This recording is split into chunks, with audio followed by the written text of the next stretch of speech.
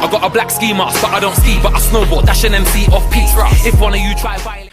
Alright, boys, welcome back to the Undercity podcast. This is episode 60, and we should have been at 100 by now, but hey, episode 60. We have Shah here. And we have a very, very special guest today. Yeah, we have Ryan, everybody. How are you? You know, it's a change from Kenneth and Afzal, which is honestly a good thing. We have Ryan here. Ryan, how are you feeling? Yeah, I'm doing awesome. Yeah, let's not act like we've not been talking for the last 4 hours. yeah, it's been good to catch up before. Yeah, we've been 100% talking for a while. I think the entire process of how this happened has just been very it just sort of started happening in motion. So Ryan, just for the viewers, man, just tell a little bit about who you are and All what right. you do. Yeah, so I'm Ryan Kalish. I'm from the United States. I'm a former Major League Baseball player. I played for the Boston Red Sox and Chicago Cubs. I won 2 World Series championships. I had 14 orthopedic surgeries, which forced a retirement before what I wanted. I had, let's say, a bit of a mental health crisis and a spiritual awakening, which has kind of led me to humanitarian service all over the world. And I'm doing that here in Bangalore now. I reached out to you guys and was kind of like, hey, what's up? Maybe we should chat. We should have a quick 100%. chat. Yeah, I feel like that's very interesting because the reason why we're having this chat isn't because this guy is an amazing baseball player or the fact that he's a World Series winner. It's about 2 times. 2 times. It's about the fact that this man has now dedicated his life to service because he is following more of a spiritual thing with God, and his relationship with God and religion is very, very interesting, which is why we're having this conversation, and we'll get to it. But I think we want to know a bit about the start, Sure. how it started. Yeah. So, Shah, let's go. So, baseball, how do you get into it? Baseball was it was really easy. It was felt like maybe it was chosen for me. 5 years old boy. Did you start with baseball? Always was baseball your thing? Yeah, my mom bought one of those Nerf bats and balls, and she The said, foam ones. "Yeah." Oh, yeah. She was just that's how we it's crazy. Yeah. She was just like, you would never stop. You just wouldn't stop.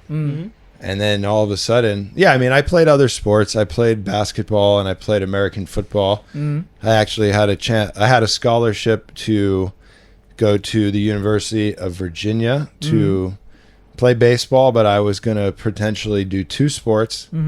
But I also had, I got drafted by the Boston Red Sox, and I ended up signing a professional contract, which took me away. But yeah, baseball flew. It really was just one of those things that it just came at 5, and I was really dedicated, even from a young age. How competitive were you on the field? Because winning 2 championships isn't easy. It doesn't sound like it's. I don't think it's that easy as me. It wasn't competitive. I was competitive. Yeah. But I also I really had, I never want to make anybody feel bad. So I feel like I was a pretty good teammate. Right. But my competition was actually behind the scenes. So even in high school, I would wake up my dad at 5 in the morning when I was 15, 16, 17 and be like, hey, let's go hit. Where no one was watching, where no one knew that before I came to practice, I was already beating them. Yeah. So that was a really big part of me. 100%. So yeah, the competition was internal. I didn't want to, as a teammate, when you're coming up in the professional ranks, you're trying to win. You're trying to beat your teammates, but 100%. at the same time, you don't want to make people feel bad. I think, my question is, in India right now, the dream is cricket. That's our one thing, right? That's the only thing that we sort of compete on a global stage, I think, and everything else you don't really care. Yeah. So what is America's cricket? We have 3 at least. We have baseball, Basketball. American football, and basketball. Right. Those are the top tiers, and they win, and they're all pretty even. But yeah, all 3 of those are really competitive. It doesn't get much bigger than that.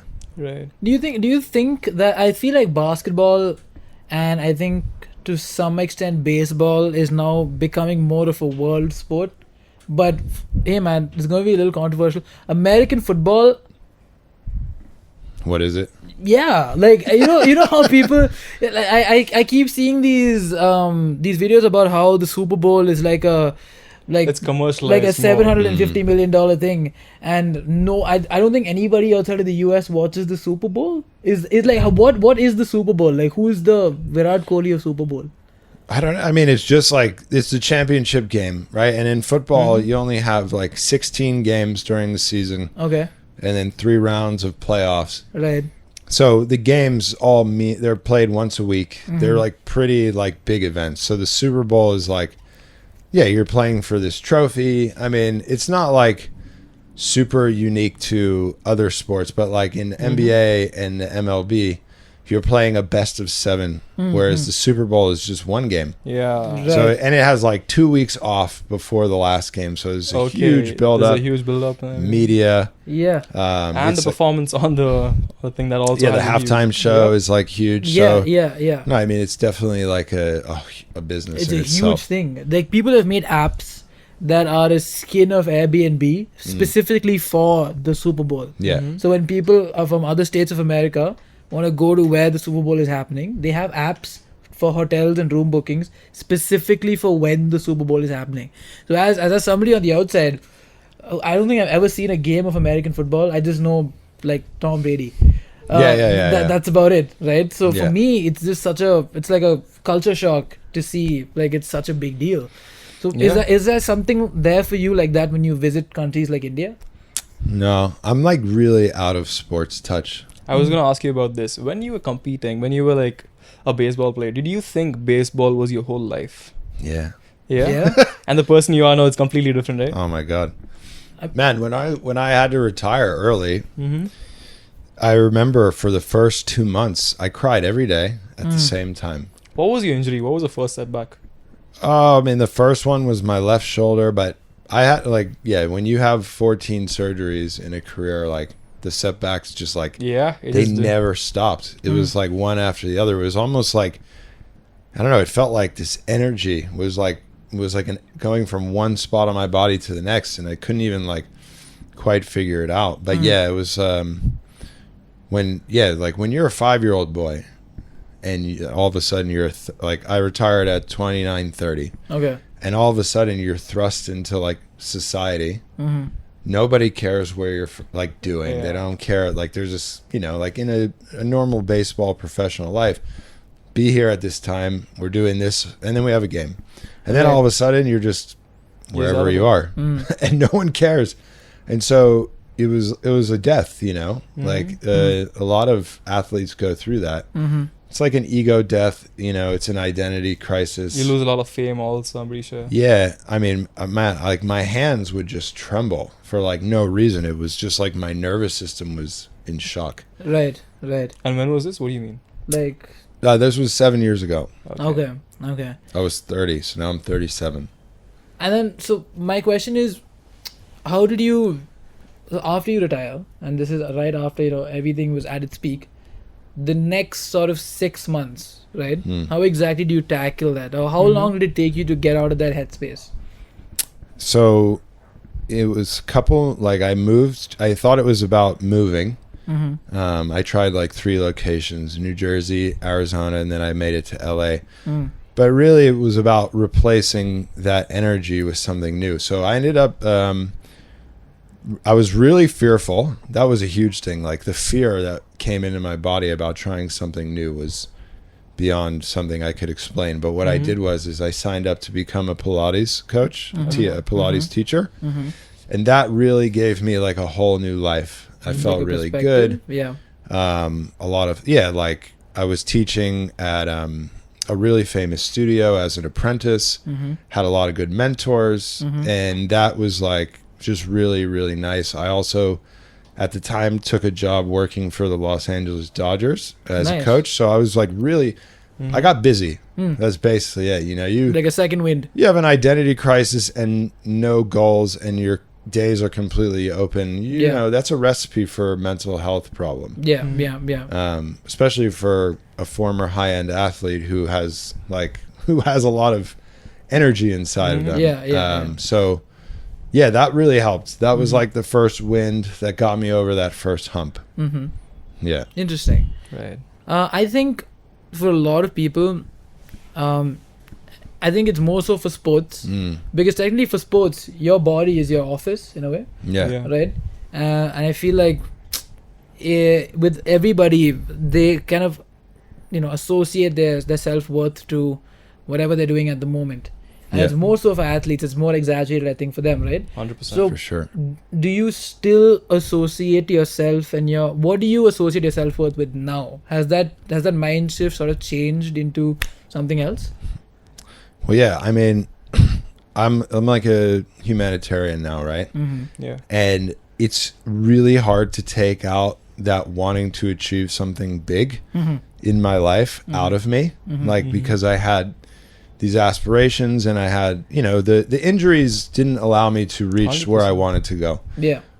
But I also kind of feel like it was a part of what was actually supposed to happen, because now in the work that I'm doing, and it's like, it feels even more important than baseball. Like baseball felt so important back then, but really when you get out and you see the world and you travel and you realize, like, I mean, we talked about it before the show. Yeah. As an American white person, the Yeah. amount of privilege that I am granted in Yeah. this world is Yeah. like beyond. And so when you have that revelation and you feel drawn to help people, you realize, like, so many people just don't have that, and it doesn't make sense to me. Yeah. So in what I'm doing now, I want to be a voice for equality Mhm. and opportunity alignment for more and more people. That's Mhm. kind of what I feel Mm-hmm. aligned to. It's like all this privilege almost doesn't feel Fair. fair. Yeah. It's not Mhm. to me, it doesn't make sense, and it doesn't feel okay. Yeah. I mean, it's quite rare for somebody to, acknowledge their privilege as Yeah. almost like a negative thing in comparison to what Yeah. everybody else has, right? But I do think it's important for everybody to understand the privilege that they have, and it's good to see that you're in tune Yeah. with that. 100%. Can you, again, I know that we've been talking about this for a while now, but can you tell us more about what exactly you're doing to better, let's say, the people around you? So Sure. yeah. Yeah, so basically what I do is I just go to different countries, Mm-hmm. and so we'll get into more about, like, but I like Jesus. Yeah, I like yeah. who he was, Yeah. and I like to follow what he says. Mm-hmm. And he says, what you do for the least of these, you do for me. Mm-hmm. So when I see somebody who is really looking tough, at the moment I'm giving out food, and sometimes I give out blankets. Mm-hmm. Yeah, so that's kind of like what it's been for this last 10 months. Mm-hmm. And I've kind of gotten more into, like, the social media of it. Mhm. It's never been something that I've been into. Right. I actually, like, really started going more hard on social media in April. Okay. Mm-hmm. That was, I guess, like, kind of when I first felt like, this is me. Mm-hmm. This is what I want to share. Right.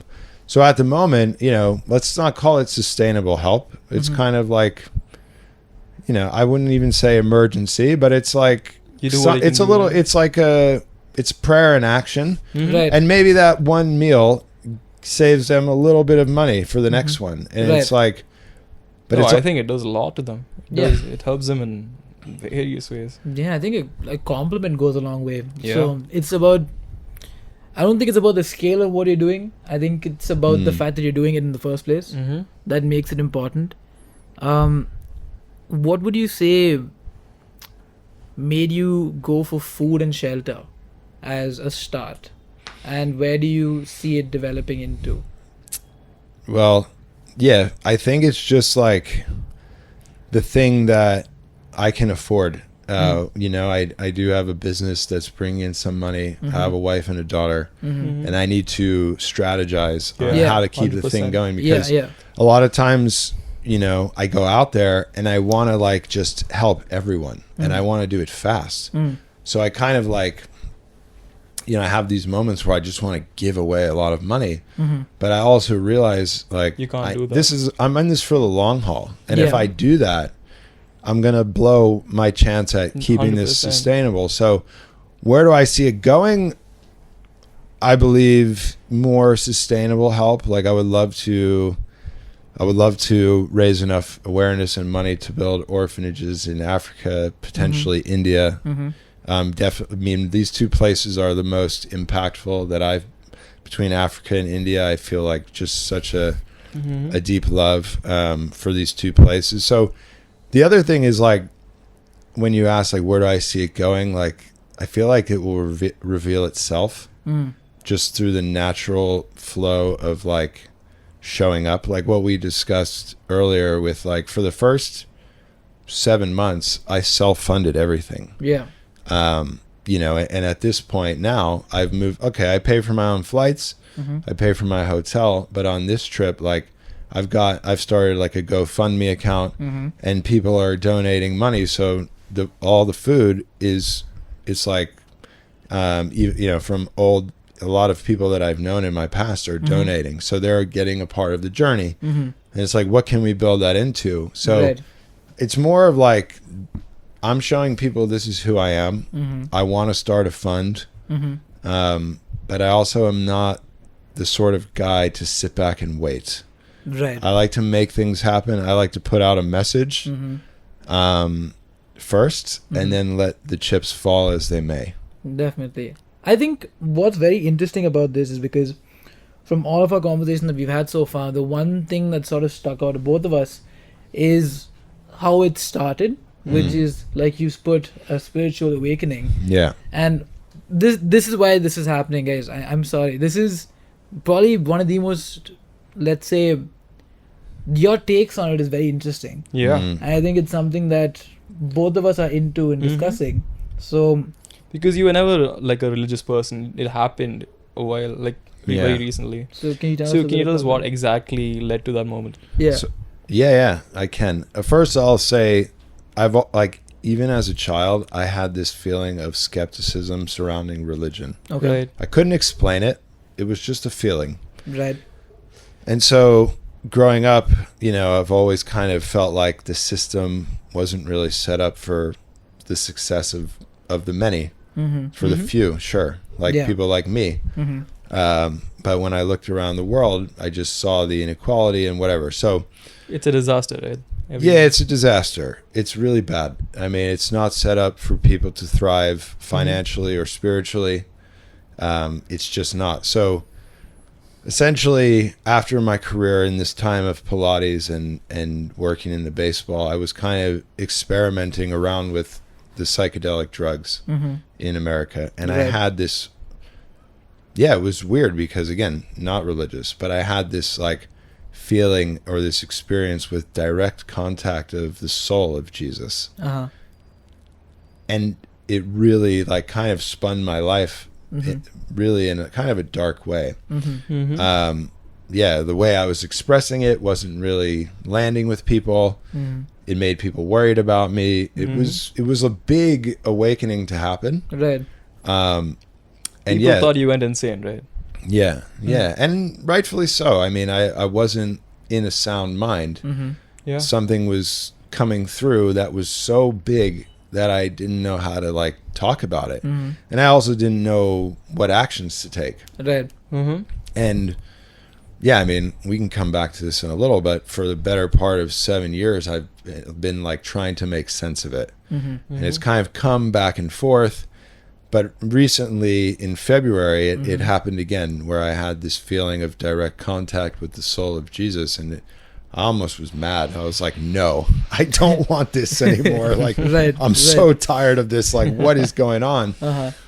But coming at it through the lens of sobriety, being a father, being a husband, it forces you to be more responsible with your energy. Yeah. So I'm like, okay, I'll look at this and I'll figure it out. So I started studying like the esoteric, more like, and also I studied esoteric Jesus stuff. I studied Bible Jesus, and I just started paying attention to what he was saying. Like, what did he want to do outside of church? outside of any religious institution, feed the hungry. What you do for the least of these, you do for me. Don't have treasures on earth. Speak up for injustice. Okay, I can do that. And I made a commitment in April. Actually, it was like right on Easter, I was in Egypt, and I had gone there to go visit all these temples. Right. And I was like, why are you visiting temples? Yeah. Go help people right now. Yeah. So I canceled everything. I saw the pyramids for one day. Right. And the next day I was in like a church or a mosque or on the street, whatever. And so since then, I've really committed myself to, I'm going to follow the spirit of Jesus, and I'm going to think like him. I'm going to embody what he was doing here on earth. Right. And I'm going to try, because he also, in the Bible, he says, if you follow my ways, you'll do even greater things than me. Right. I don't know, maybe like whatever. That's not even like the point. The point is like, I'm showing up for people like Jesus would, and I'm not going to wait for an NGO or an organization to answer my email. I'm going to go now, and I'm going to show people what that looks like. Right. And that's what I've been doing since April. The thing is, when you say you're skeptical about religion in general, what are some of the fundamental problems you see that you feel like you're addressing by doing what you do? Okay. Well, let's just talk about the Vatican. Okay. Right. This is a absolutely massive building built on wealth. Yeah. There's gold lining the ceilings. There's jewels all around. There's massive fancy ceremonies. Yeah. Jewelry everywhere. And I'm like, wait, did you guys read about Jesus? Because like he didn't ask for this. Right. So, and I know like the church does good things, but I really believe like you kind of have to get really radical about it and rethink the way it is. And I just, again, like Jesus actually in the Bible speaks about going within when you pray. He doesn't talk about building all the churches. He doesn't talk about a business. Yeah. He kind of is like saying like, we're not doing this correct. And he got so upset that he got himself killed for it, really. So when I really think about that is a fundamental like change. And like we spoke about earlier, the entire industry of, jewelry in the name of Jesus. Yeah.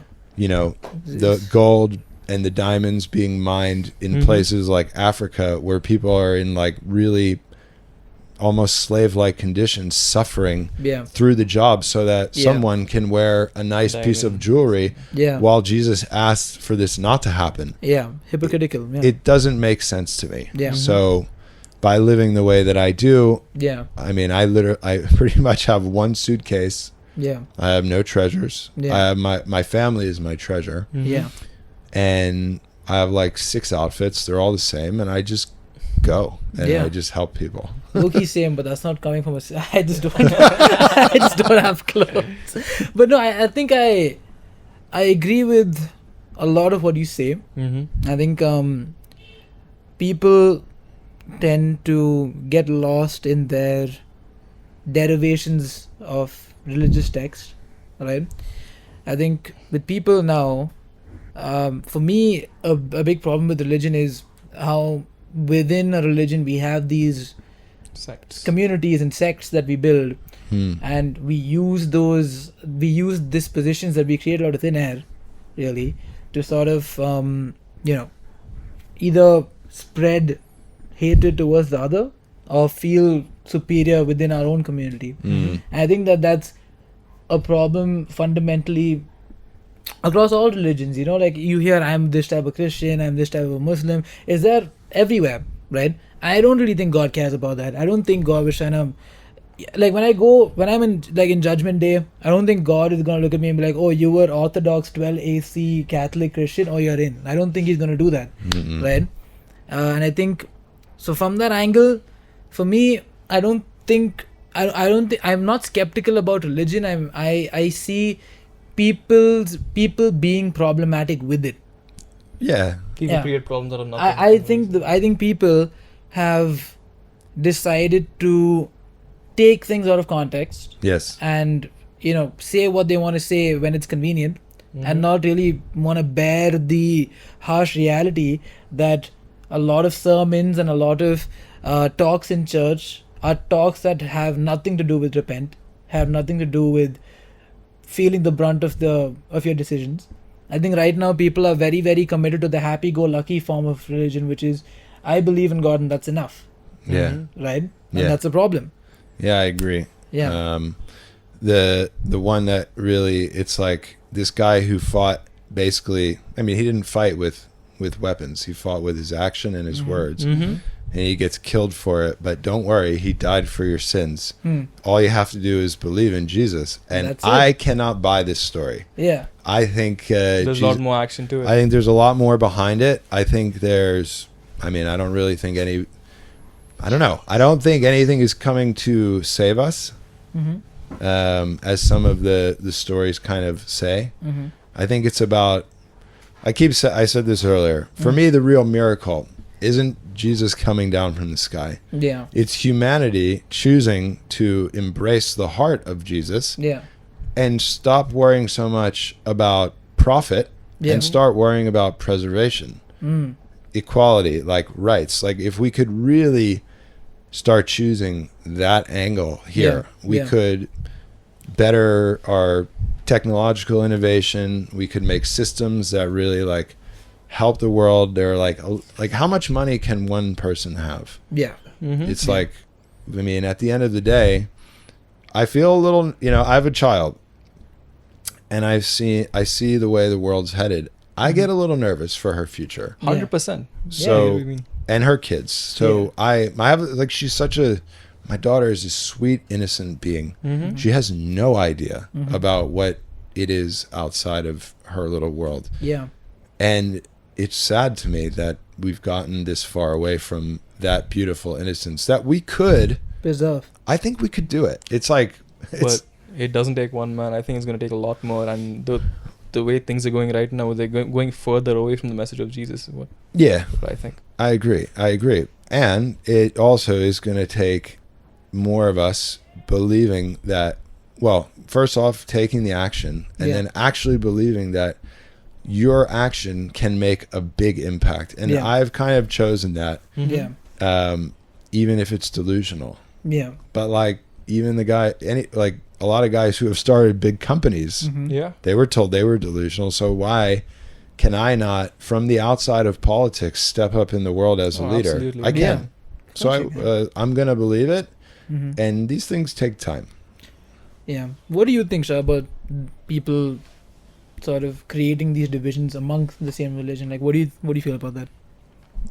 I think from Muslim standpoint, in the Quran we've been told not to create sects and divisions. Okay. But then as soon as Prophet Muhammad died, they immediately created like a whole, like so many divisions where right now it's, I don't even know how many there are. It's crazy.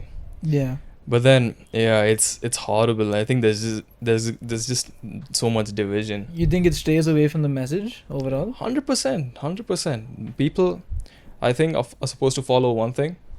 They should know what's right and what's wrong, but I don't think they can differentiate between what's right and what's wrong.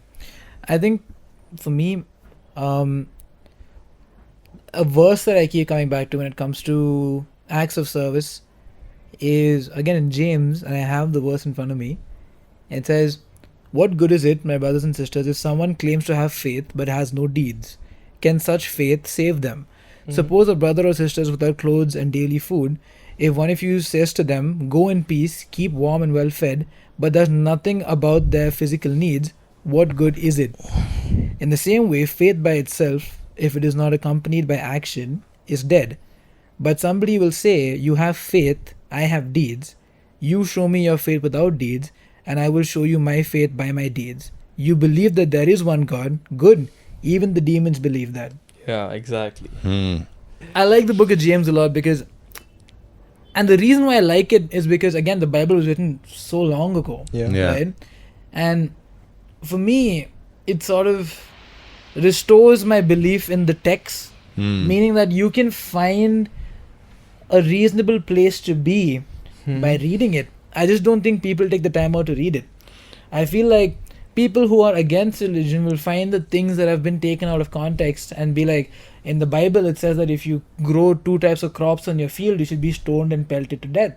And that's why Christianity is hypocritical. And then there are people who think that if I just believe in God, that's enough. I feel like it's a holistic thing that not everybody wants to sort of read, because it's an endeavor that will make you feel like shit. Yeah.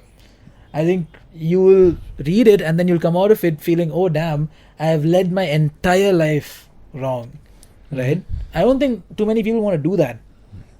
How would you suggest, let's say to somebody like me, for example, because it'll be easier to comment about what I can do, how would you, in your opinion, recommend me to take the right step forward in your view? What do you mean, like what? Well, I would say for me it's like focus on Jesus.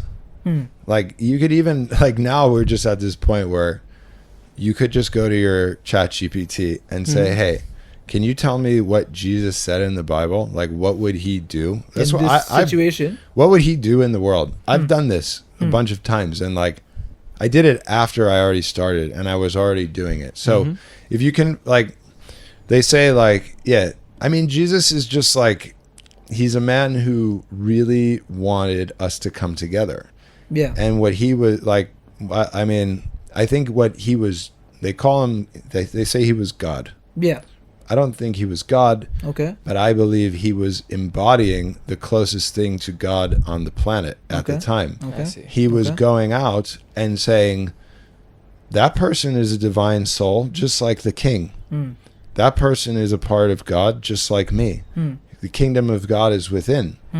So that means the kingdom of God is within you, everybody. And he was kind of showing, like, this is the heart that it will take to change the world. We don't necessarily know the answer, because I mean, like, Jesus wasn't necessarily providing sustainable help.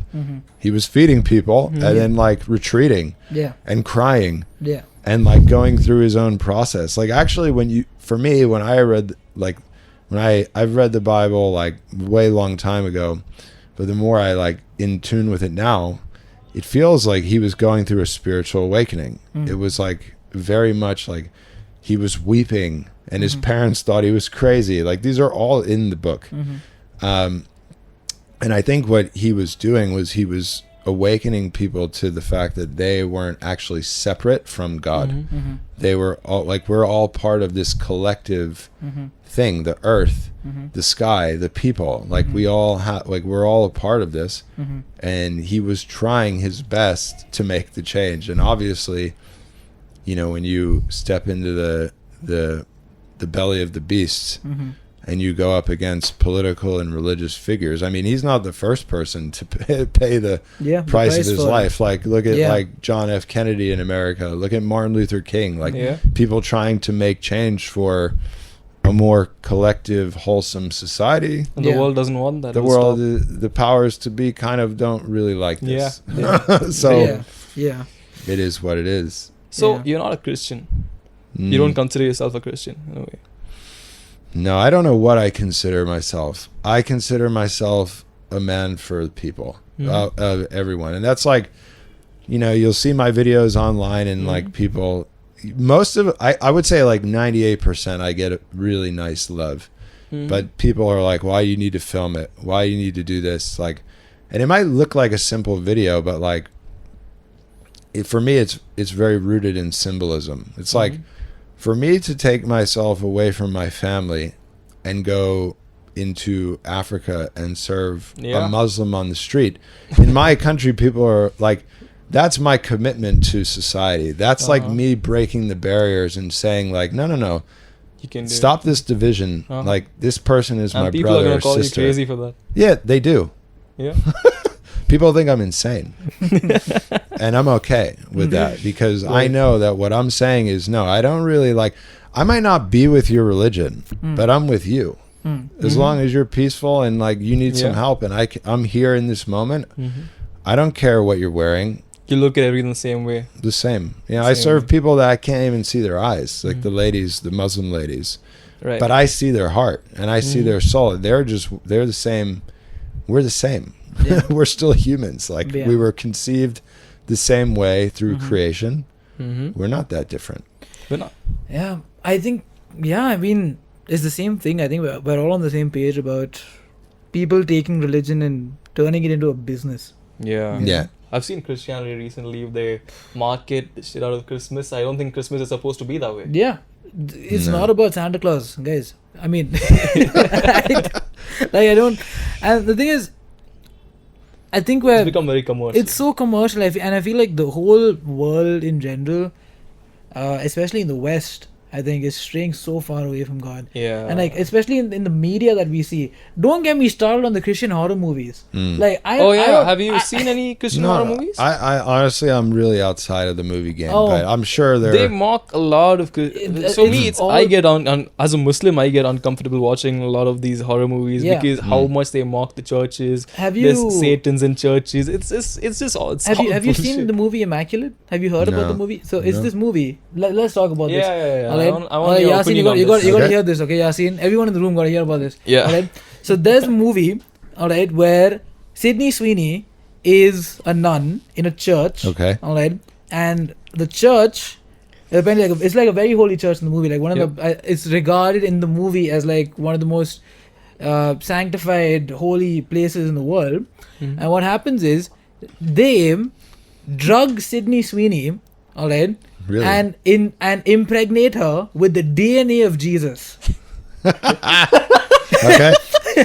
All right. Okay. And how Listen to this, and how do they get the DNA of Jesus? Well, they had the nail with which his hands was nailed to the cross. Okay. So they managed to get that nail, scrape out a bit of his blood, do some DNA, whatever, get his DNA, impregnate Sydney Sweeney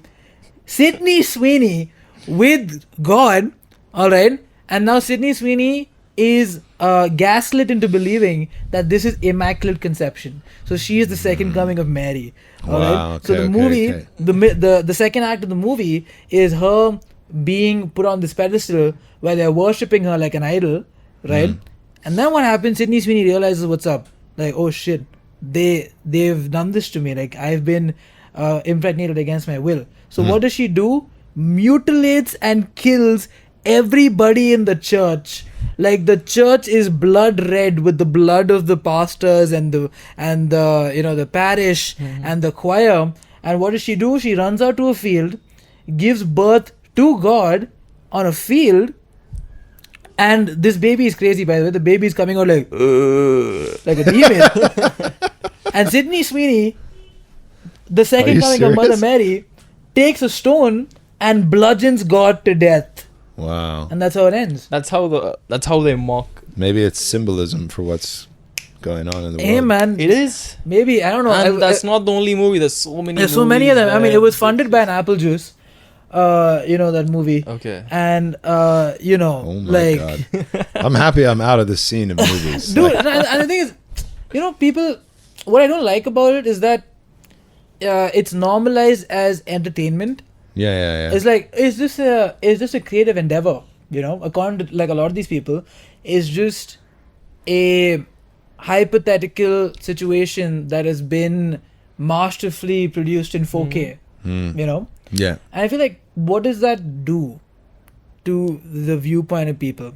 In a lot of these movies and a lot of these shows, when somebody's possessed by a demonic spirit, they Yeah. call a pastor to come in. Now, this guy is the representative of God's people, Mm-hmm. right? And he is the one who gets killed in the most brutal way. Like the demon will like remove his head and remove his spleen, and like the cross is bloodied. And the question is why? They're You trying know? to show, I think, that God is weak. Yeah, they're trying to show that God's weak. God's weak. Because in the end of the movie, it's not God who saves them. It's, I don't know, a guy with a gun.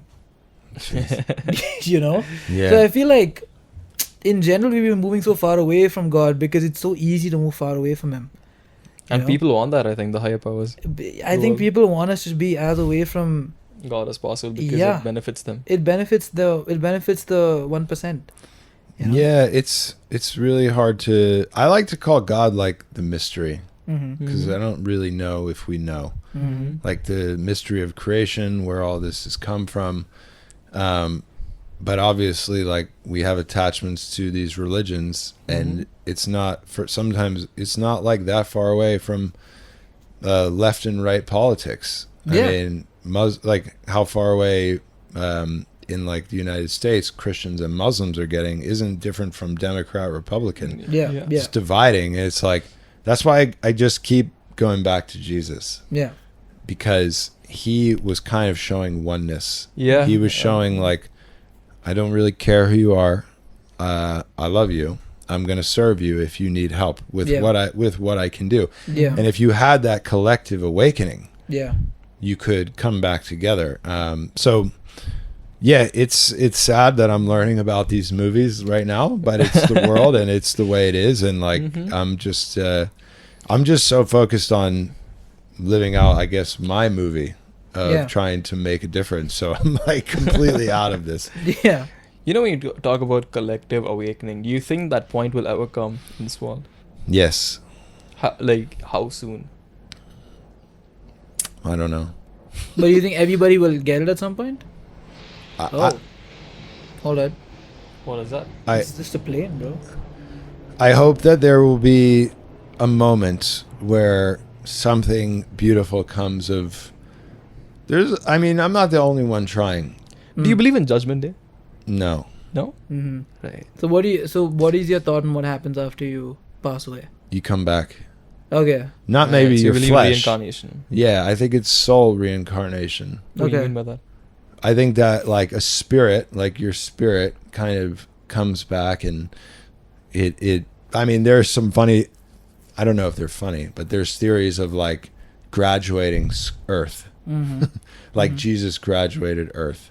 So he didn't have to come back as a soul. So you think people who have not done enough will come back? First of all, I don't know. It's just a thinking. Yeah. It's a feeling. Yeah, I think that the souls come back and they come back in just different bodysuits. Yeah. That's basically what I think. Yeah.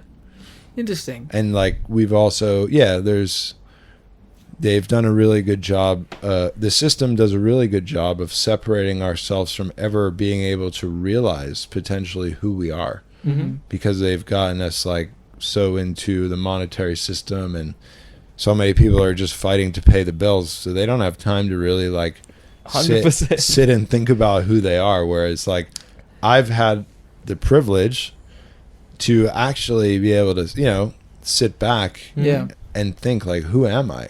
And what do I stand for? Yeah. And so by doing that now, it's like, okay, I think I have a pretty good idea of what I'm meant to do here. And I stand for unity. I stand for change. Why do you think that like all these billionaires are not like you in terms of giving more money to other people? What are your thoughts on Because billionaires? all these people, they have so much money and all they want is more money. There's at the more end. money. Yeah. They're never like giving. And I think Billie Eilish also called them out recently. Yep. She did, and She it was did. good. Yeah. She did, and it was good. It was a good call out. So what I believe is, I like to try and steer away from thinking that they're evil, Okay. but they might be. Okay. What I like to think is it's human conditioning. It's like, this is how souls and people have been for thousands of years. Right. They haven't broken out of that. Mm. And again, going back to Jesus and even like the way that I feel like I'm living, I've broken out of like that shell. And I really like going back to those psychedelic drugs. They really helped me see like that we are all here as one unit. Yeah. They really helped awaken that in me. And it was like, so I don't know, man. It's like, are they evil? Maybe. But I like to give love and the benefit of the doubt of like, maybe they just don't know better. And maybe they haven't had a moment like you had. Yeah. And my, like, hopefully at some point in my life, I can meet one or two, spark an idea Something in in their them. head. And like, cause that's like what it is. It's not, I don't want to like, I want to inspire more people to understand like the truth of here. Cause like, it feels like we are headed towards like kind of destroying ourselves, and we could change it. We can. I hope I'm wrong, but it's like when you abuse the earth long enough, and you abuse each other long enough, it's like an energetic thing. At some point, it's like, I mean, there are lost civilizations that we can't explain. There's old relics, like maybe they did that. I don't know what happened, but like energetically and let's say karmically, like we could do a lot better for each other. For sure. Like let's just call it what it is. Yeah, I feel like I think we're all in tune with. I think people just need to be more there for one another in general, right? I think that's our. I think we can. We're all in tune with that, and I feel like, for me personally, I think religion is something that people should follow, but then not to a point where it's only convenient for them. Yeah. Right? I think a lot of religion and this has to do with discipline and love. Right? Yeah. So the thing is, again, I went on this whole endeavor in the beginning of 2024. I've been Christian my whole life, but in 2024 I wanted to sort of go do the work to sort of understand what it is. And pretty much my summary from what I think the Bible is saying, either in a way that is supposed to be in a symbolic way. I think the second coming of Jesus can mean hundreds of different things, right? Sure. But I think the overarching theme of the Bible is to love, Yeah. to have faith, and to have deeds Yeah. that you do. What are deeds, dear? Deeds to me is like what he's doing, in my opinion, is a deed, 100%. right? It is pretty inspiring, though. It is, yeah. What people showing up for anybody when they need something is a deed, and I feel like people by default aren't like that. Yeah. I think we are born as like people with a readiness to sin. You know, like if you fall down and scrape your knee, your first instinct is to be angry. If somebody pushes you, your first instinct is to Revenge. push them back. I feel like by default we are wired to sort of have a negative reaction to things. So rewiring yourself into having a better reaction is a deed Yeah. to me, right? 100%. Sure. So I think that mentality of this hasn't really been applied to many people. So talking about it in a place like this is also a deed, in my opinion, right? And Because we are creating awareness. that's what I want to do. Like, guys, I don't want this conversation to be like, oh, these three big-headed religious nuts are telling people how to live. I don't want it to be like that. Yeah. I like if you are thinking like that, it's not my intention. It's not any of our intention. But what I want to pick at is, you know how this readiness to sort of have a negative reaction to things, I think that is leached into majoritively right now in relationships at our time. Gen Z, you know, the Gen Z relationship thing, it's bad. So I wanted to get your view on how you think relationships have sort of evolved. Well, first, I wanted to echo what you said. It's like where, I feel like the more I learn, the more I don't know. In this, like, I don't know where all of what I'm doing is leading, but I'm leading with the heart, and I have the best intentions, and like we're challenging people's standard views today. They're not going to hear like the normal, like, go to church on Sunday, listen to the scripture, ask for forgiveness, and go home. No, we're saying like we got to do more. But 100%. the system hasn't also been set up well for people to break out of that. Yeah. Sorry, I'm kind of going on a little tangent, but in the US dollar, for example, it says like, in God we trust. But like the way that it's gone in America is like the inequality between rich and poor is getting bigger. Yeah. And so like, how are you supposed to get people out of the fear-based mindset so they can actually start taking the good action for people? It's really hard. So I like to really like have a lot of empathy. Like my situation, again, just going back to that privilege. Yeah. I've had enough money. I'm American. I'm white, man. Like, Yeah. I'm sorry, but that has to be said. Like, there's a lot of people that think that's a thing. Yeah.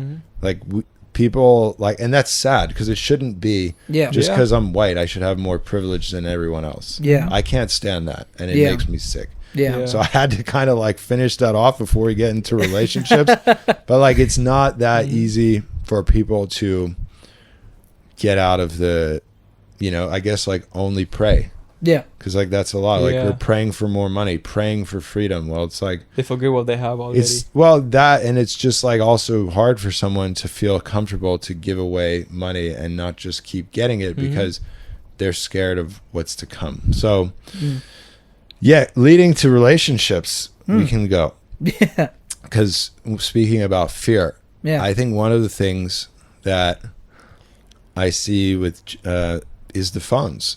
I mean, Damn it. so many people like like they're like it's more and more scary to approach somebody on the street and ask somebody on a date Yeah. because they can go on a dating app or they can text behind the phone. They don't have to like call. Yeah. So then all of a sudden you kind of see somebody who you think is beautiful and you don't go for it because it's more scary than it was before. Yeah. Yeah. I think And then the people- options are plentiful online. So it's Yeah. like settling down feels like, wait, there could be something better. Something better. Yeah. Yeah. And I also feel like people have that stigma now of approaching people IRL is weird now. Yeah. Like, Because- like in our age, like if I am in public and I like, you know, I see a guy cold approaching a girl, I'm like, it's a little awkward, you know what I'm saying? Because everybody has that thing Yeah. of like, like you could have just texted me, you know?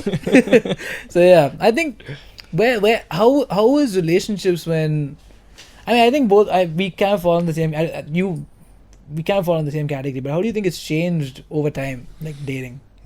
Yeah, I mean, I met my wife on Bumble, so like Yeah. I'm not any.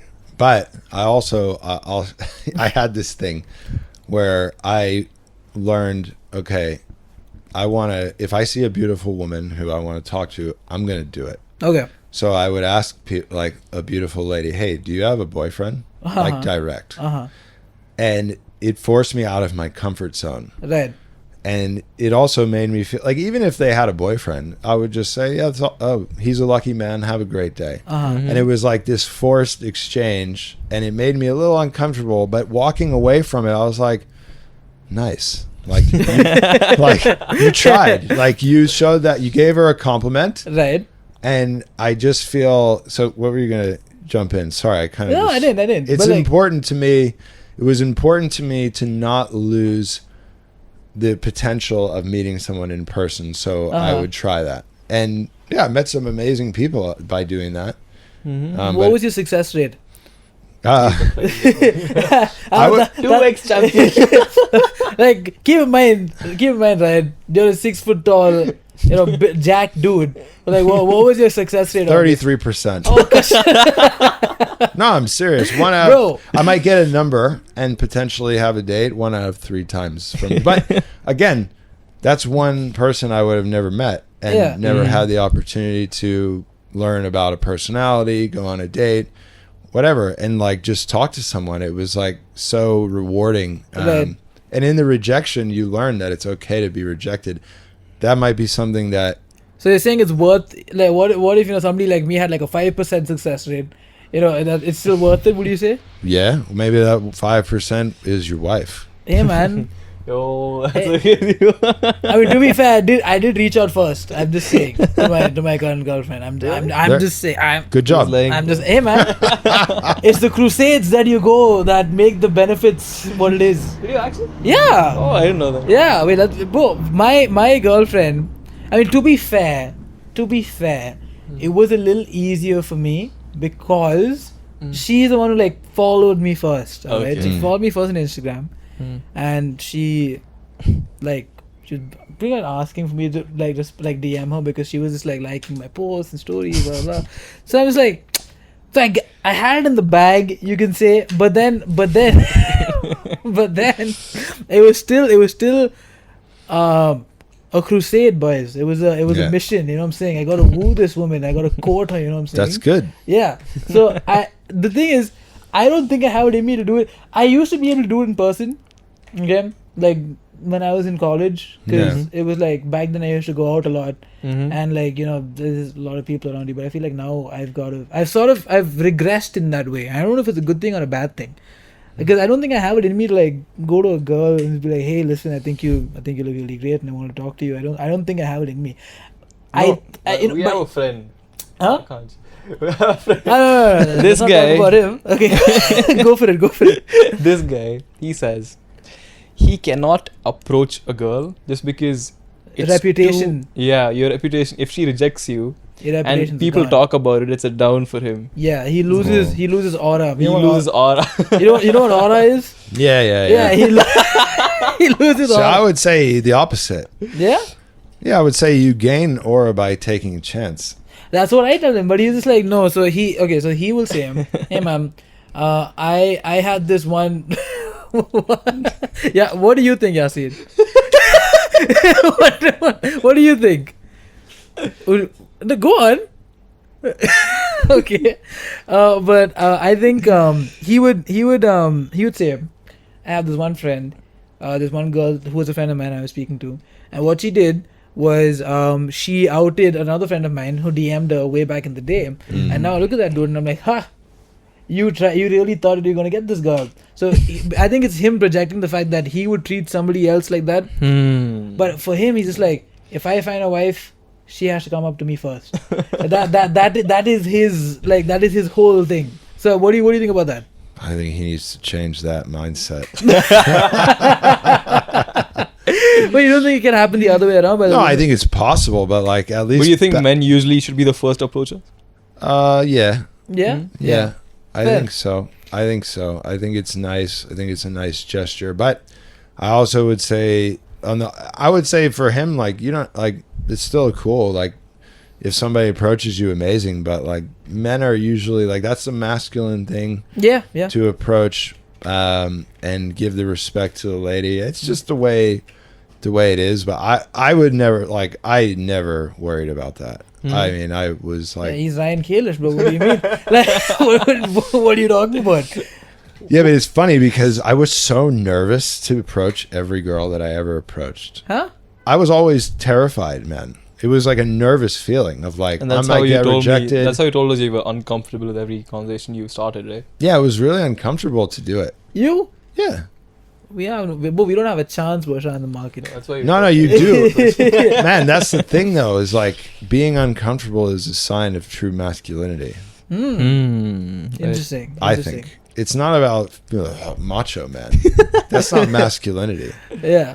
Being masculine is having like the courage to walk up to the woman, put yourself out there, maybe get rejected, and at the end of the day, the worst thing you're doing in that moment is giving a compliment of beauty. That woman will. Man, I have never had a lady walk away from that experience and be mad. They were Right. always, even if they had a boyfriend, and I said, well, he's a really lucky guy, they would be like, oh, you're so sweet. What's your name? And then it's over. And it's like, I'm glad I know that woman's taken because You get closure on it. Yeah, and then I had a repetition. I had practice. But honestly, I never felt like comfortable once it was done. It was good after, but walking up to a lady, I'm like, oh man, this is gonna be scary. Well, when you were younger and like before you were married, what was your entire dating thing like? Because it would have been insane, right? Well, I went through periods of a lot of dating. I went through periods of fun, and I also went through periods of isolation. When you're like sometimes dating can get really fatiguing, man. And then there's like going out late after games, because I had games and like I was really focused. Once you had enough surgeries, you had to realize like every ounce of sleep matters for your recovery. So 100%. like there was probably a good 1.5 2 years, and I had periods where I didn't want to. I needed to focus on my body and my mind and the game because I had so many injuries, and I realized like time was, it was almost like I don't know how much longer I'm gonna play. So I wanna ask experienced. you this. When did you know it was it's done? I can't do this anymore. Oh man, that was easy. I was after surgery 14. Yeah. Oh my Do you God. have hope till 13? 14 surgeries in, I was still trying. Yeah. I was in the U.S. I was playing in a cold city.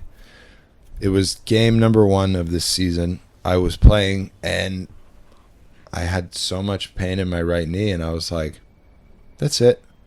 It was like this, and I quit like that day. I Yeah. left. See. Yeah, I quit in the middle of the game. Oh. I was like, this is too painful. I'm just going to retire. And I did.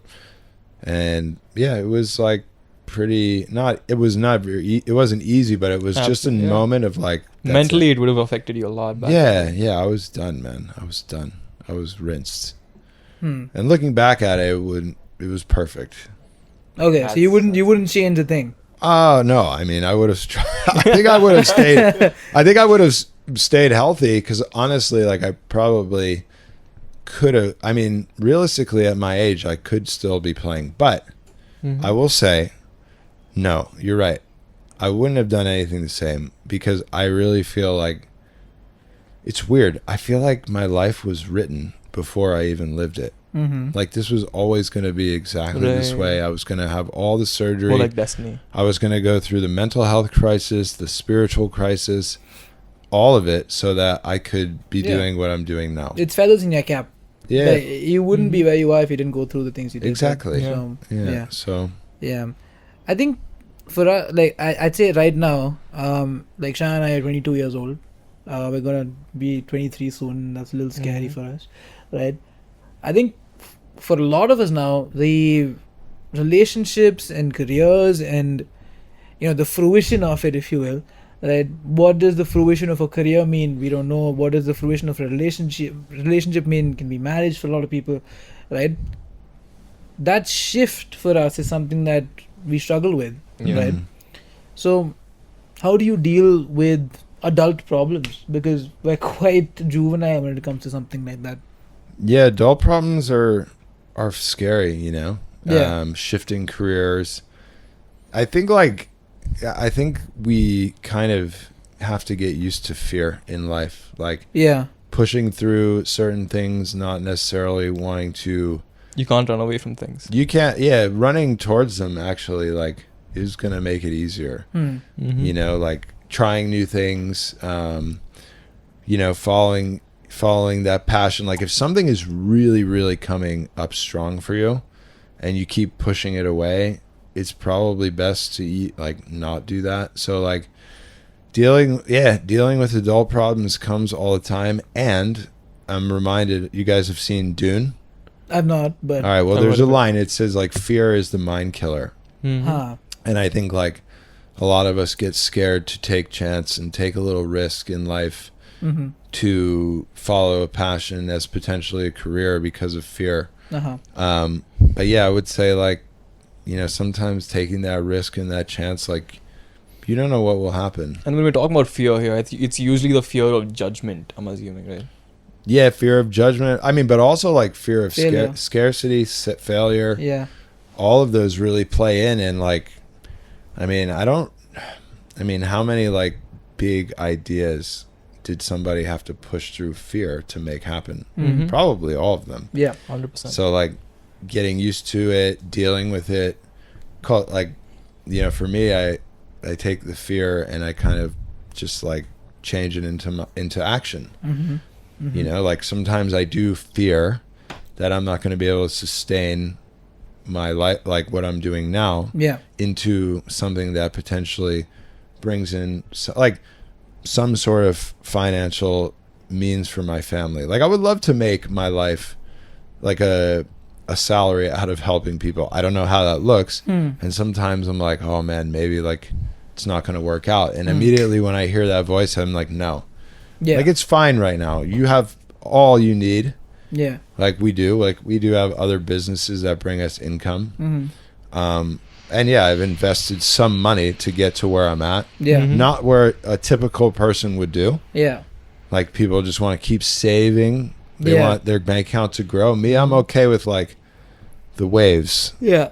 Up Yeah. and down. To make something happen that I really want to have happen is like more important to me than just like saving for retirement. You're somebody who, like you said, you have a daughter, right? So you are like a young father, Yeah. right? How is fathership treating you, man? Like, what's that like? It's for like it's so amazing, and like it's this love that you can't even it's like hard to describe, especially because like my daughter we weren't planning to have a baby. And I said it so many times in my life, I'm never going to be a dad, I don't have time for it, whatever. And then it happened, and I was terrified. And now she's approaching 3. It's like I couldn't imagine not having her in my life and not going home to her for part of every month in this journey, and like seeing how excited she is to play. She's everything for you right now, right? Yeah. And again, going back to why I'm doing what I'm doing, like I want her to grow up in like a more happy, sustainable world. And I think like Gen Z and like the next generation is actually going to look back at what their parents did to make this place better, because the access to information is so great. And so like I believe that one day, even though like today I told you guys was the first day she called me and was like, where are you? I want you here now. And I was like, 4 more days, sweetie. I'm sorry. Like 4 more days. But like that, you know, it's like, I believe one day she'll look back and see what her dad did and be like, oh, he's dope. Like he's She'll cool. continue what you were doing too. Yeah, that's the other thing. Like like we don't show her the TV. That's But great. I'll That's show her what- some of my videos of like a baby in Africa on the street and me feeding her, and I don't even say anything and she gets sad. She knows that that's not right. So maybe she will. That's what I believe she'll be with me in a few years doing this. Oh, it's way better than whatever Coco Melon is showing, you know. Like, it's way better than that. Yeah. I feel like it is that damn phone. I feel like that's the biggest problem that our generation is facing. The damn phone. That I can't believe that I'm saying this. I sound so old saying it. I sound like my dad. Supposed to get a new phone today.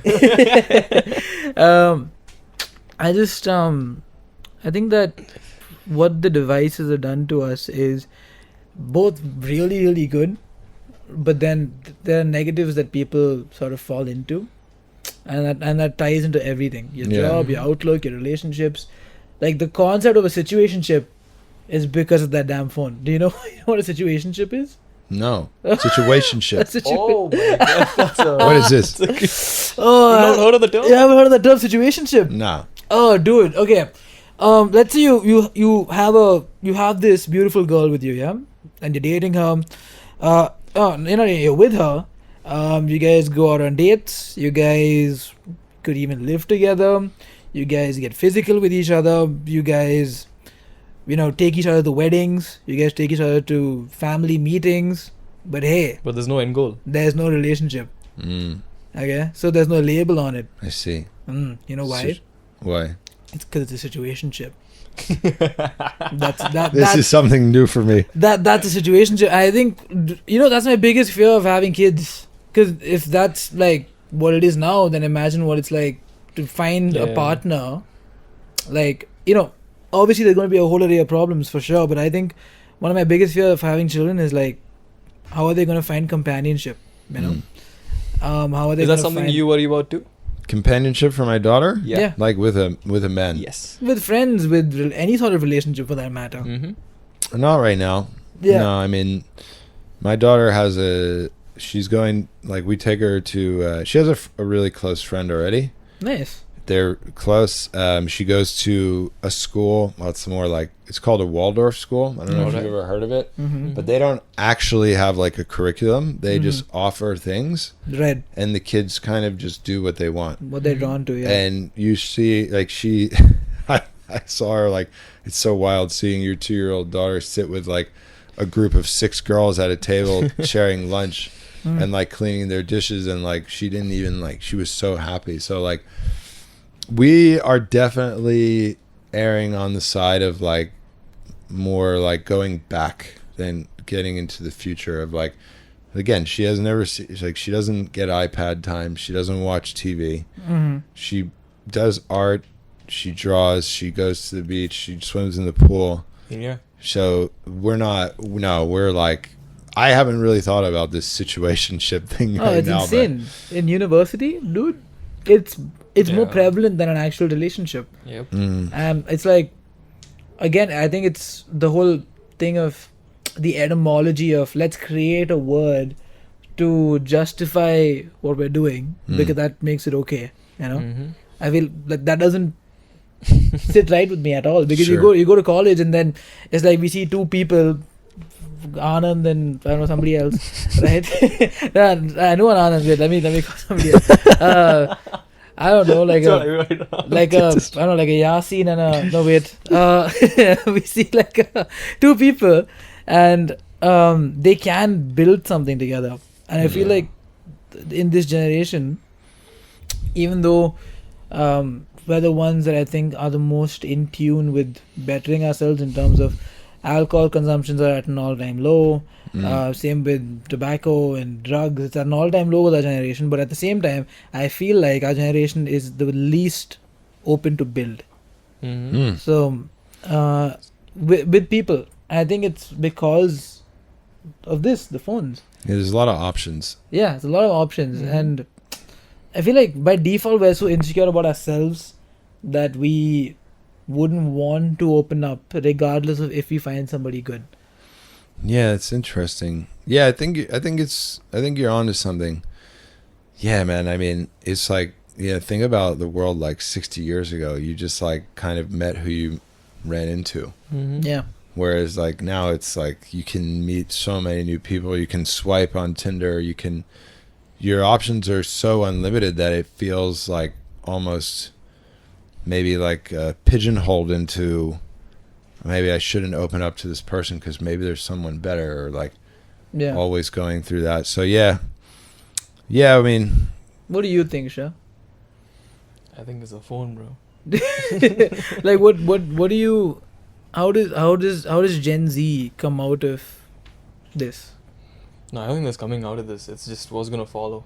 What's gonna follow? Interesting. I think with people now, I think it's set as a base now with everything that's going on. the phone. Yeah. You think people can live without the phone right now? No, I don't think they can. I think with relationships now, I think we're approaching singularity. Okay, and what I mean by that is that people will have enough of options, and they'll just revert back. I think we're gonna go back to our Amish days of they're gonna ban dating apps, alright? They're gonna ban all of these things that are used to build companions, alright? We're gonna go back just to organic meeting. I think we're reaching that point of total destruction of the sanctity of relationships. That's a nice dream, bro. I mean, in an idealistic future, that's what I do. You know, I think it's the curse of choice. sure. That's what's. I'm with you on people. Yeah. Now I want to talk a little bit more about your visit to India. This Okay. is your second visit, right? Yeah. Have you gotten to experience the cultural side of India, like what India has to offer? I've been to the Isha Foundation, Okay. the Sadhguru place. Okay. That was cool. Okay. But I mean, I feel like I don't like, I'm just so committed to the humanitarian side of things, but I feel like I really get a sense of like how many things India has to offer just by driving around, like Hindu temples, churches. Oh, by the way, mosques. he travels around in an auto, which I Yeah. think is. But that's sick as hell. insane. Bro. That's so cool. That's all I'm in an auto. When I went down to pick him up from down, It's he's like, like a he's regular talking auto. to regular auto. He's like, I'll text you soon. The green one.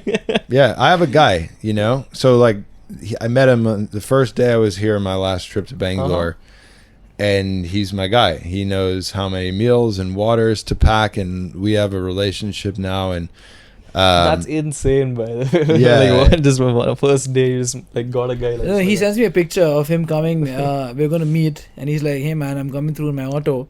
Like, your auto? And like, yeah, I have a guy. And he sends me a picture of the auto, and he has like a bunch of meals that he has ready because he's gonna distribute meals on the way. And I think that's the most Indian thing you can do. travel in an auto.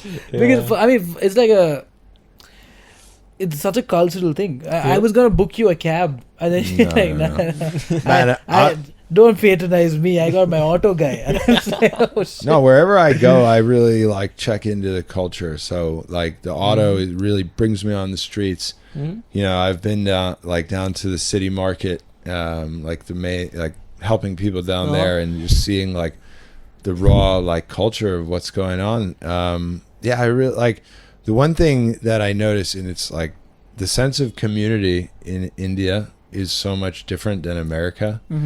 Like you're not gonna find that many places where like everyone's outside talking to them each other. You go to the streets of America, and it's like you could hear a pin drop in a lot of places. Like that is like something that's so drastically different. But yeah, I just love the mix of cultures. There's so many.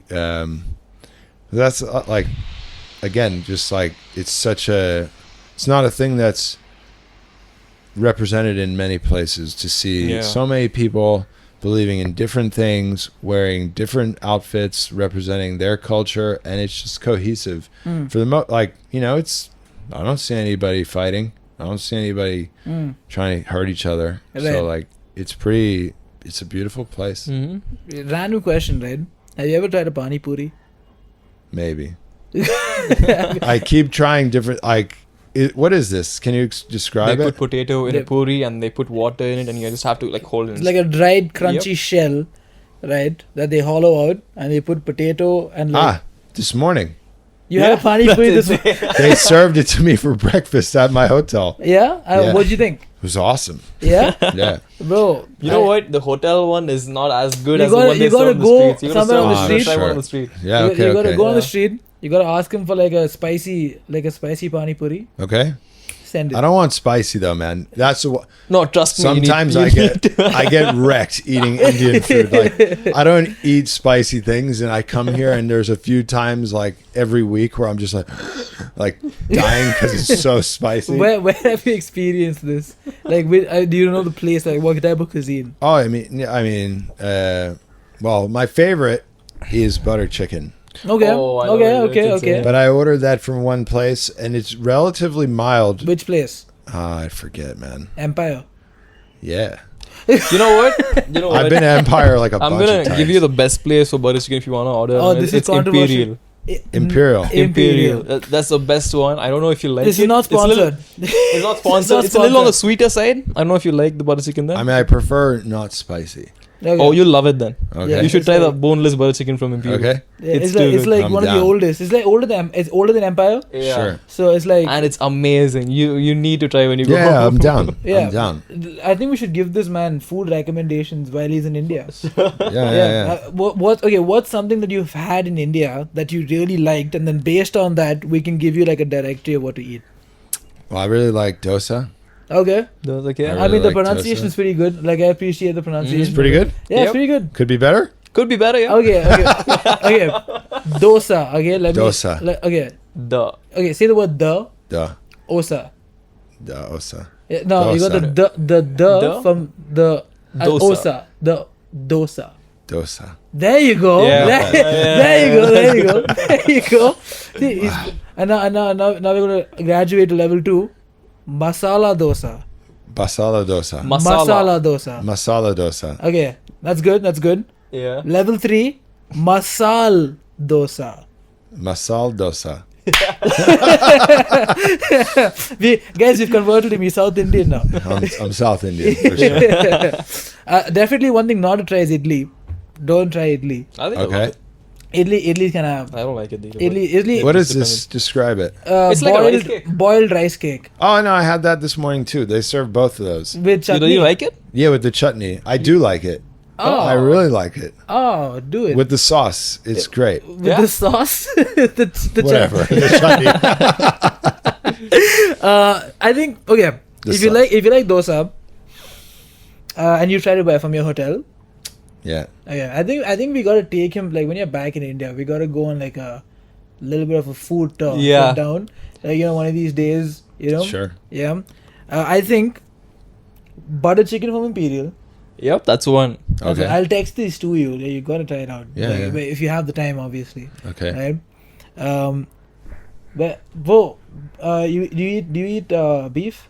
No. You don't eat beef? So just chicken and I'm up. Yeah. you're I'm pescatarian? chicken. I'm cool with, Okay. but I don't eat any other meat right now. Is there a reason? Oh man.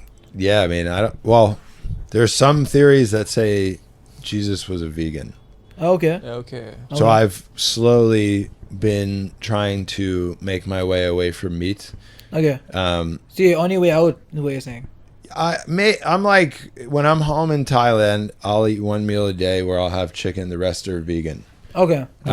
Nothing apart chicken. Huh? So chicken is like Chicken's your the base. only thing right now, right? Yeah. Okay. It's the only one. Egg is fine? Yeah, egg. Okay. But like, if I've had chicken, I won't have egg. In Thailand, here is different. Man, when you're on when you spend that much time in the auto and you're like serving people and Yeah. you show up to a restaurant, Yeah. like I'm kind of like okay to have chicken twice a day for Okay. this Uh-huh. because it's like just so much energy output Yeah. towards like Yeah. the auto is amazing, and spending 5-6 hours in it a day, getting in and out, Yeah. and also like kind of seeing so much pain on Yeah. the streets Yeah. that I see. Yeah. I'm kind of like emotionally need to have a little more meat I for get some you. reason. Yeah, I'm, like, this is emotional chicken. I get it. emotional chicken. That's what's going on, and like, yeah, I'm like still.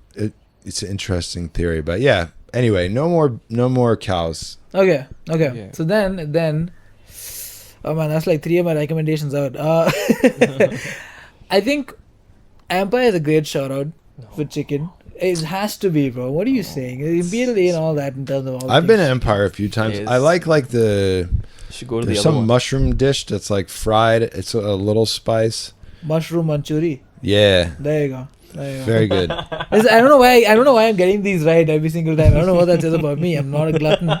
All right, you viewers, stinky viewers. All right. I think try the CTR butter masala dosa. Okay. Yeah. Empty. CTR. CTR. What out of it? You've not heard of CTR is what's happening? What's happening in the room? What's happening? Guys, hold on. CTR? I have no clue.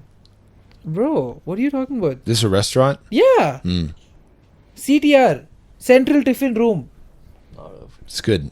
Dude, it's been there since my grandfather was a kid, Wow. right? And they have this butter masala dosa. We call it benne. Okay. So benne is butter. Right, so butter masala dosa is the best in CTR, in my opinion. And if you want chicken, Mm-hmm. Imperial is a good shout out. And I think, what else is a good Indian spot? I think that's it in Bangalore. What are you talking about, bro? Yeah, Wait. bro. Yasin? Rex? Chicken. What a good chicken, Rex. For my man Ryan. See, with the only chicken. Only the chicken is cuts are tough, you know. long. Yeah, with chicken it's tough. It's chicken is So tough. if he said other stuff, I would have sent him to Neil Sandra. Oh, dude. Neil Sandra.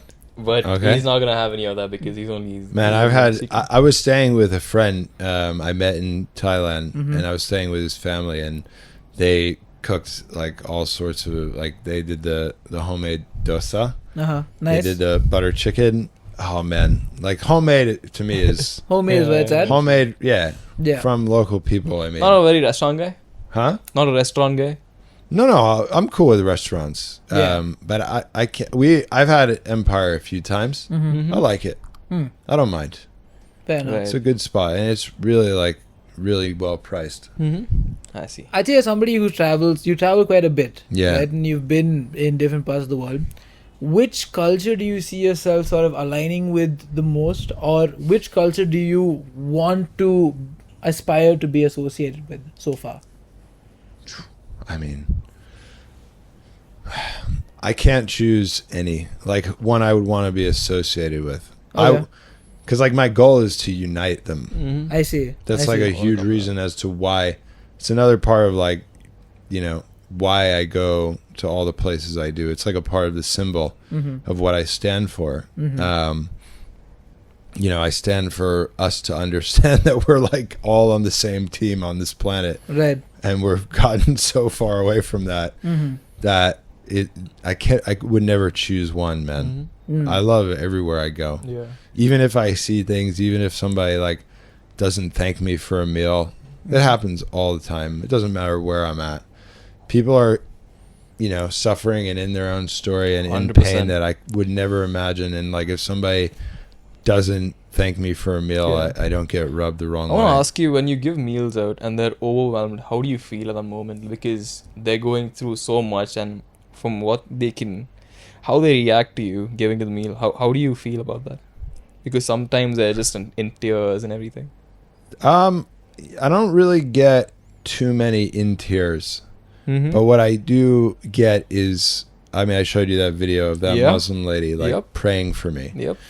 That gives me this feeling that like it's impossible to even describe. It's like I'm like praying together with somebody on the street, Yeah. and people like, I keep saying this, like I'm not yes, I'm serving somebody, Mm-hmm. but really, man, I'm serving myself. Mm. Yeah. It's kind of weird because it's Do kind you of think that does good to your soul? yeah. My spirit is like being lifted by helping somebody. I see. I think see. that you're tapping into something like so much deeper than when you like really take yourself out there and you give your energy to the people who are on the streets, who are like on crutches or don't have legs, and you get a prayer from that person. Yeah. Like the Ethiopian Christians believe like Jesus is in the face of the poorest people. Mm. So it's like, okay, well, if this person is praying for me, it's like Jesus is praying for me Right. to like aspire and continue the work. So sometimes I get like overwhelmed with the energy that I receive. Like I felt like sick recently from one of the people, like the way they blessed me. Yeah. The guy like washed my legs. Yeah. He was like this old Hindu man. We gave blankets. Like it was like an hour outside of the city. Right. And the way like I left there like, oh, like wow, like he gave me some sort of blessing that I can't even describe. Right. So yeah, it's like a really One thing about you is that you're very grateful. I think that's why you're able to give to people. I don't think many people are grateful for what they have. All they want is more and more. Mm. And I think being grateful is one of the main aspects of religion. You need to be grateful for what you have. Yeah. definitely gratitude and for me action. 100% Action is huge. Like I keep Yeah. saying, like how cool would it be if like the church like 2 times a month you went to church, Mm-hmm. you prayed, and then the other 2 times you left the church and you took action and you served like Jesus. You know how big of a change that would make in the world? Yeah. Like if every church on the planet did just that one like balancing act, Yeah. like then like, you know, you're just inspiring people and like making it consistent is also really, really huge. Like I don't think it's like, yeah, it's cool if you go out and do like one humanitarian thing every 6 months, but like if you're doing it once a week, twice a month, Mm-hmm. it's But good. just do it. do it Yep. and stay consistent.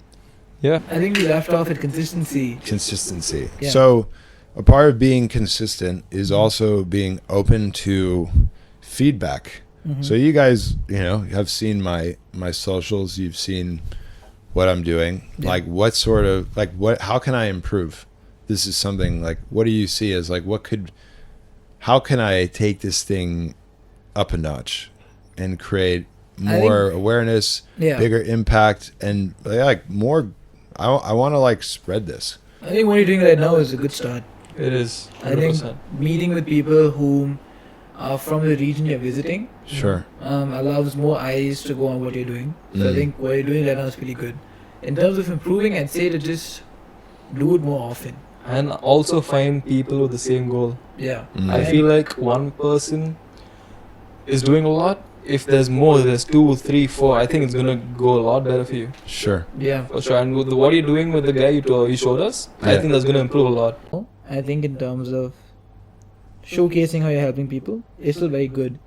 I think a thing that you can try, if you're willing to do right now, is to assign a name and a mission alongside what you're doing. 100%. I think if you, let's say, instead of Ryan Kalish, it was, I don't know, something like feeding the world, or something like a title that you assign to what you do, along with identifying what your mission is exactly. Like if you were able to describe your mission in 2 lines to somebody, and all of your efforts are put towards building that mission, I think it is easier for people to digest, because Sure. some people may think that this is a personal branding thing, Sure. which isn't communicated enough. Yeah. The videos, if you go on Ryan's account, is him showing how he's helping the people. I think that if you were to see it on your own without the context, it may come across as a vanity thing, Sure. right? Yeah. I think what you can do is create a platform, a community, start creating a community of people who are like you, 100%. and you are finding people like this in your journey, Sure. right? People who are trying to be closer to God, people who are trying to help people in need, right?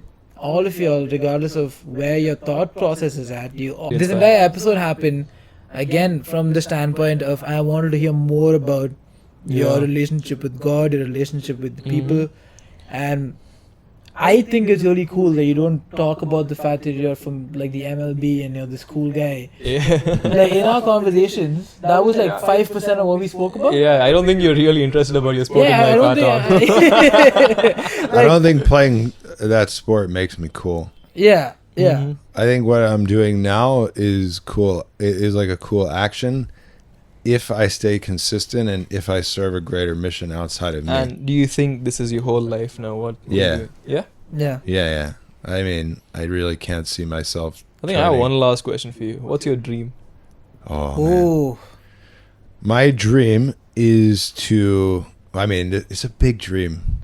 It's okay. My dream is to see a world where we're at peace. Mm. Everyone has enough food and everyone has a home Mm-hmm. and enough resources to do, like, to be able to chase a passion and enjoy and equality, you know? And I guess that might require me to step up as a world leader in some way, shape, or form. Mm-hmm. So yeah, like my dream is to be seen and heard on a world stage. Yeah. So I can help, because I really believe I can. Not for like, I mean, of course, like I want to, it's almost like there's a feeling of like I want to win the game because I have that inside of me. Yeah.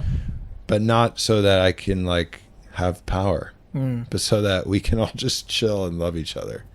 That's it.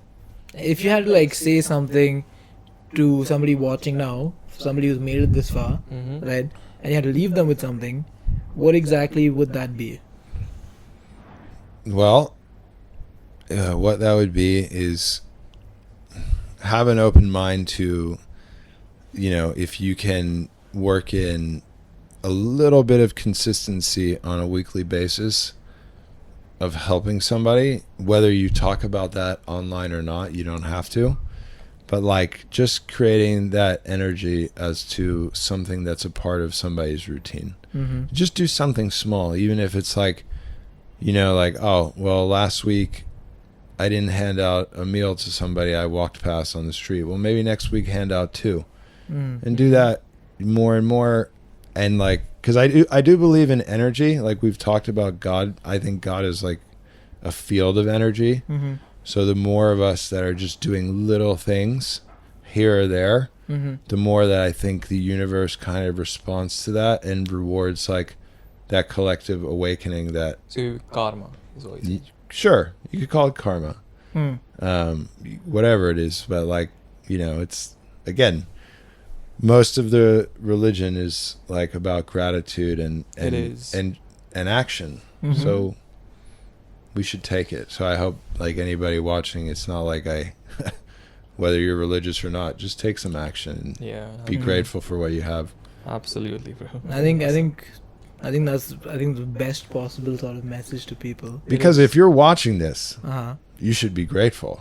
Because there's You a lot should. of people can't watch this because they don't have 100%, enough to that's- watch this. Yeah, yeah. People don't realize how much they have. They always look at how much they can have. What they can have, yeah.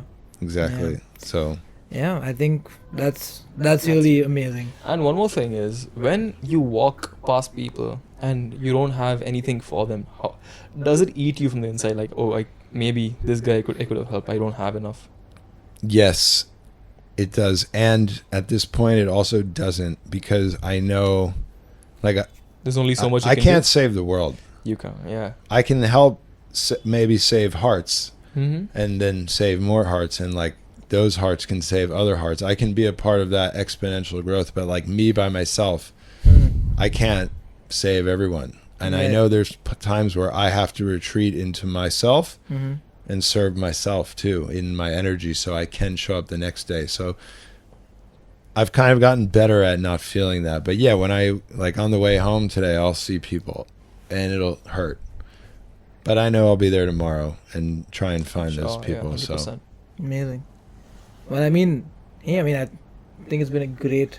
yeah. It's been great. It doesn't Yeah. feel like 1.5 Yeah, 45 it's we've been minutes. talking for nearly 2 hours now. Yeah. Yeah, and I mean I'm sure you have a lot more to say. I really have a lot more to say, but I think with this conversation we've reached that natural end, and Yeah, I think hopefully you come back soon. it's great. It will, Yeah. Maybe we'll do it again. Yeah, For sure. I mean, it's been an absolute pleasure having you on. and- Yeah, thanks. By the way, next time you come, we have to take you out to food. Yeah, we gotta take you out of food, and then I think We'll meet the rest of the crew too. meet the rest of the crew, and then we all get a bunch of food. And Yeah, we do a video together. Where And we maybe distribute we it. also help you going around Yeah, helping exactly. people. that's what I mean. Yeah. We'll Yeah. we'll do Then we run we'll it back. organize something. We'll Yeah, do for it in sure. your field next time. Yeah. We'll do it in your playground. Yep. Okay. Yeah, and we'll run it back, and then thank you guys so much for watching episode 60. That was Ryan Kalish. Check out Ryan Kalish. I like the guy a lot. I mean, he's so handsome. 2-time champion, by the way. Don't forget. He does not mention that Doesn't enough. mention it. We'll hype him up. We'll hype up what he does. Please check him out in the description and in all of our reels. Check him out. Thank you so much for watching. See you. See you Bye-bye. guys. I got a black ski mask, but I don't ski, but I snowboard. Dash an MC off peaks. If one of you try violate.